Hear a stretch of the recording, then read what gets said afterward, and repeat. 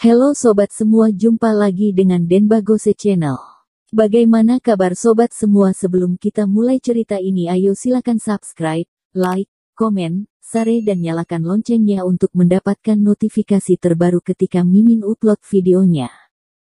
Bab 1509 Dr. Kim juga datang untuk mengikuti kompetisi. Keesokan paginya, Thomas Kim dan Ardelina Chen datang ke auditorium People's Hospital. Ada ribuan orang yang berkumpul.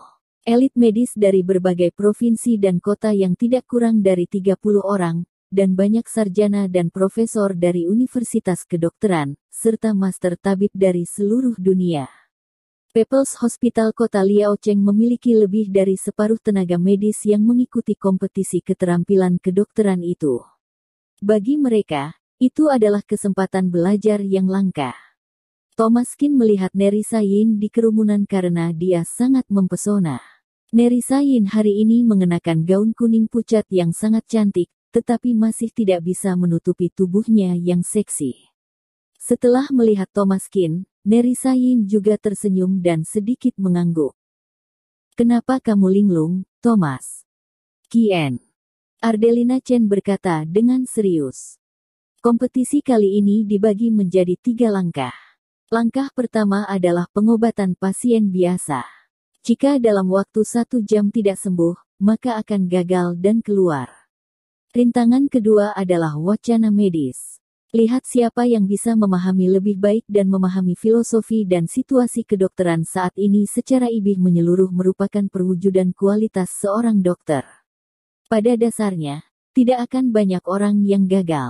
Rintangan ketiga merupakan rintangan yang paling sulit. Menurut kondisi pasien, yang terpenting adalah memberikan perawatan medis yang cocok dengan penyakitnya. Pada akhirnya, semuanya tergantung oleh 4 pemimpin medis yang sangat dihormati untuk memutuskan siapa yang menjadi pemenang utamanya. "Aku mengerti. Karena kamu begitu bersikeras, aku akan membantumu mendapatkan kembali juara pertama," Thomas Kim berkata dengan tenang. "Kamu tidak boleh begitu tidak peduli. Hari ini adalah kompetisi medis selatan yang menempati hampir setengah dari negara Huaxia. Ada juga beberapa ahli medis asing yang datang untuk berpartisipasi." Ardelina Chen sangat gugup. Saat melihat Thomas Kim begitu santai, dia tiba-tiba merasa sedikit tidak senang.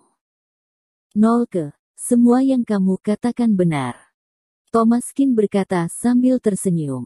"Guruku juga datang kali ini. Dia adalah salah satu jurinya." Bradley Sun." Thomas Kim tercengang. Benar saja, ada 5 orang yang duduk di mimbar saat ini. Semuanya sudah tua dan merupakan senior yang dihormati. "Halo semuanya, aku adalah Wandi Su, Kepala Universitas People's House Kota Liaocheng. Ini adalah Bradley Sun, Master Kedokteran yang memiliki banyak murid di seluruh dunia. Tuan Sun memiliki banyak murid, dan statusnya di lingkaran medis selatan benar-benar unik. Ini adalah Noel Kong. Tuan Kong juga merupakan kebanggaan Provinsi Handong. Dia menolak semua undangan rumah sakit besar dan rela membuka klinik kecil untuk menyelamatkan dan menyembuhkan orang-orang. Dia memang patut untuk dipuji. Status Tuan Kong juga diakui oleh profesi medis. Ini adalah Zidan Yin. Tuan Yin adalah seorang ahli di bidang medis Provinsi Lin.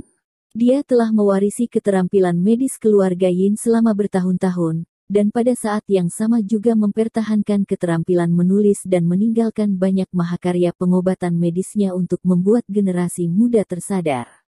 Ini adalah Kaden Li. Tuan Li adalah kepala Universitas Tabib di Provinsi Jiangsu saat itu.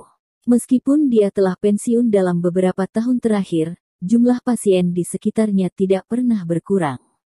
Seorang dokter harus melakukan pekerjaannya dengan baik. Dia telah menyelamatkan banyak orang, dan membebaskan mereka dari siksaan penyakit. Wandi Su berkata dengan wajah yang serius.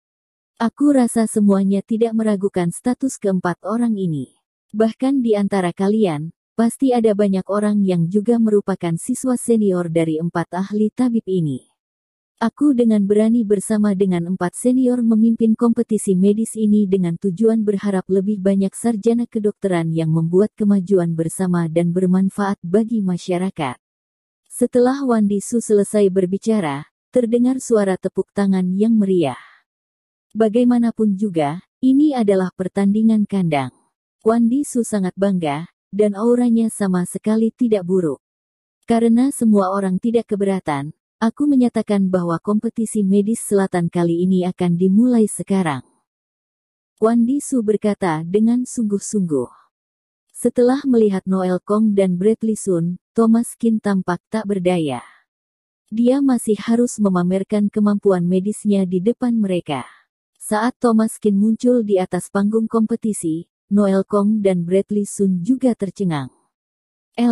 Itu. Dr. Kin ternyata juga datang untuk mengikuti kompetisi. Bukankah juara pertama sudah ketahuan?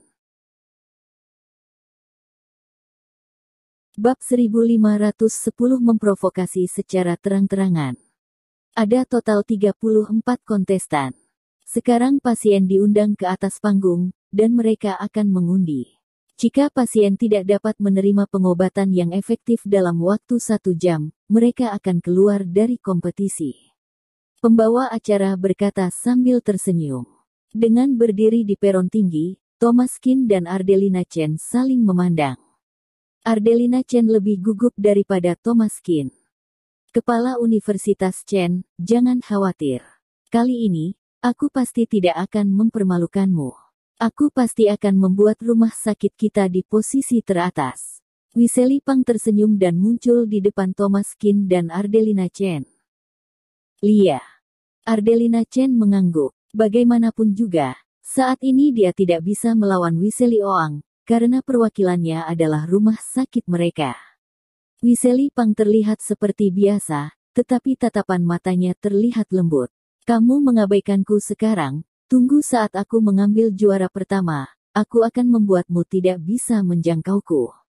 Yang mengejutkan Wiseli Pang adalah wanita yang ada di kereta itu juga mengikuti kompetisi keterampilan medis ini.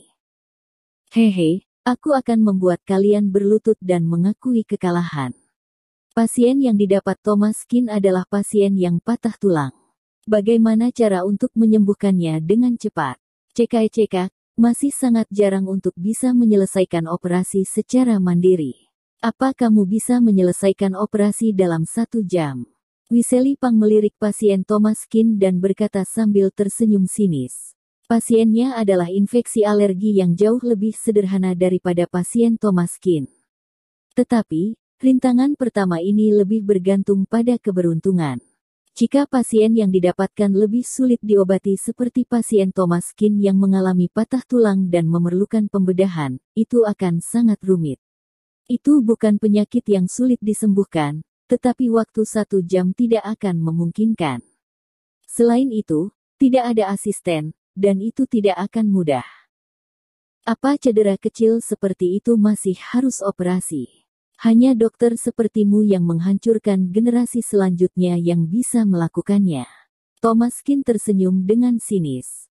Dia meraih lengan pasien itu dan meremasnya hingga terdengar bunyi krak.